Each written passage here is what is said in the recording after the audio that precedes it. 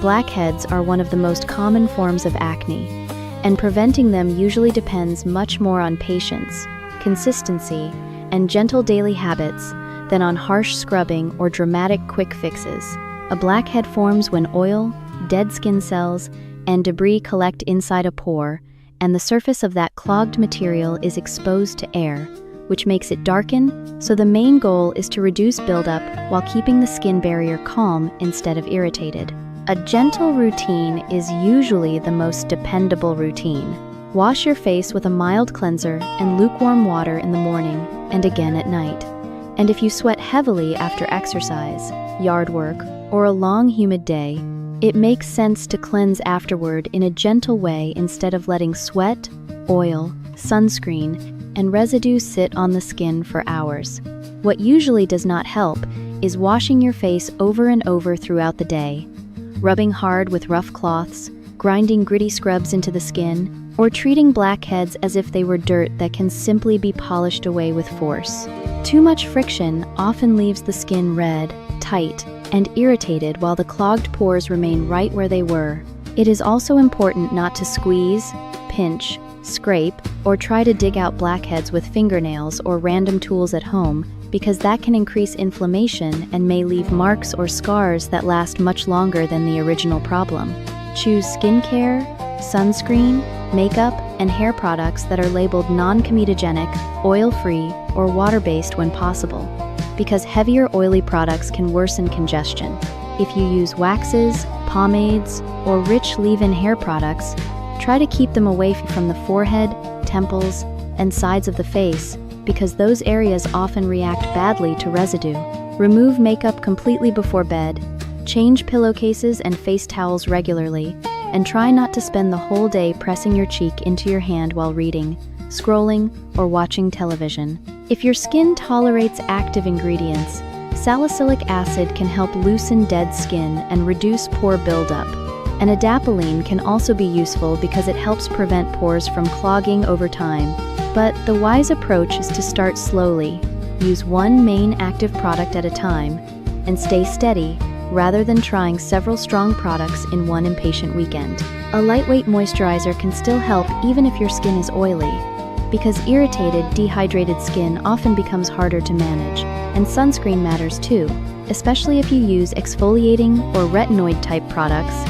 So finding a comfortable, lightweight sunscreen is worth the effort. Prevention is usually quiet and repetitive in the best possible way.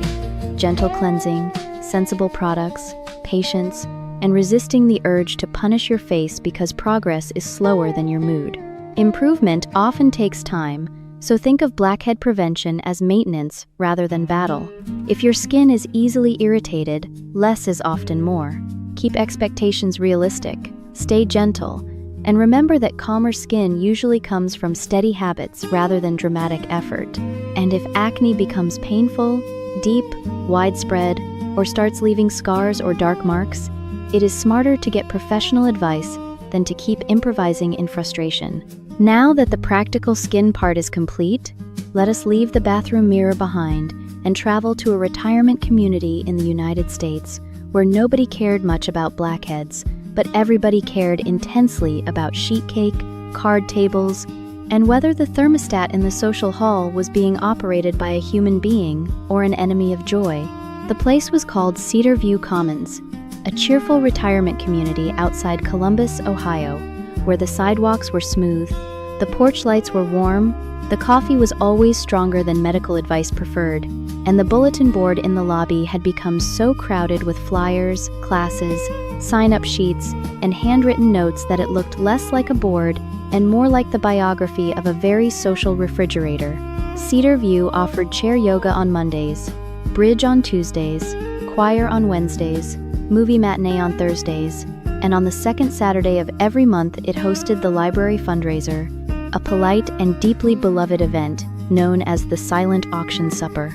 Residents donated pies, quilts, gift baskets, paintings, hobby crafts, homemade jam, knitted scarves, old vinyl records, heirloom cookbooks, and the sort of mysterious decorative objects that only make sense after age 70.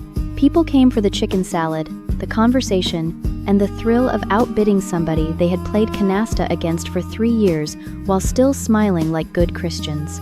At the emotional center of Cedar View stood 76-year-old Dorothy Mae Hollis, a retired school secretary with silver curls, pearl earrings, and the exact posture required to make a room full of adults lower their voices without ever being told to do so. Dorothy lived in Cottage 14 with a jade plant, a sugar bowl shaped like a swan, 3 reliable cardigans, and a kitchen drawer organized so perfectly that visitors felt suddenly ashamed of their own forks. Her best friend in the community was Raymond Ray Walker, age 80, widower, former owner of a tire and battery store, wearer of suspenders covered in little sailboats, and a man who believed that if people would sit down, drink coffee, and stop making heroic assumptions, civilization might still recover. Ray had kind eyes, patient hands, and the slow grin of someone who had watched a great number of small disasters turn into good stories. Also living at Cedar View were Gloria Baines, former beauty salon owner and current patron saint of lipstick in daylight; Frank Dotson, retired accountant, collector of coupons, and amateur authority on all matters involving raffle probabilities; June Mercer, who claimed she hated gossip and yet always knew who had strained a hamstring, burned a pie, or ordered a suspiciously expensive recliner; Mabel Price, a former church pianist who could frost a cake so neatly it looked like moral instruction; and Katie Bell, the 34-year-old activities director who had excellent energy, clear handwriting, and the dawning realization that older adults are not easier than teenagers, only better accessorized and far more strategic. On the Wednesday before the fundraiser, Katie came into the clubhouse carrying a stack of fresh flyers and the slightly triumphant look of a woman who had completed a task before lunch. "Good news," she said. "The new posters are ready for Saturday." Dorothy looked up from arranging napkin rings. "How many did you print?" 30. "That's too many," Frank said. "Nothing needs 30. It's called visibility," Gloria replied. Katie began taping the flyers around the clubhouse, the mail area, the exercise room, and the front entrance. She even posted one outside by the garden gate in case anybody arrived from the walking path already willing to spend money on a crocheted tea cozy. For nearly an hour, everything seemed normal. Then, shortly after lunch, the first sign of trouble arrived in the form of 2 teenage boys carrying coiled wires and a black plastic case through the lobby. One of them wore headphones around his neck, and the other had pink hair, excellent manners, and the look of somebody who had once explained soundboards to a school principal and survived. "Hi," said the pink-haired one. "We're here for setup." Katie blinked. "Setup for what?" "The silent disco," he said. "There are moments when a room full of retirees can become so still that even the coffee maker sounds embarrassed." Dorothy lowered a spoon. Ray turned slowly. Frank removed his reading glasses. "I'm sorry," Katie said, because that phrase had already become her full-time occupation. "The what?" The boy tapped the flyer on the wall and smiled. In giant, cheerful letters, right under the date and time, it said, "Cedar View, Silent Disco Supper." Dorothy stared. Ray stared. Katie took the flyer off the wall and looked at it as if language itself had betrayed her. She had intended silent auction supper. What had printed on every poster, email, and community page post was silent disco supper. Frank gave a little whistle. Gloria put one hand to her chest. June leaned in, delighted. "Well," she said, "that's not ideal."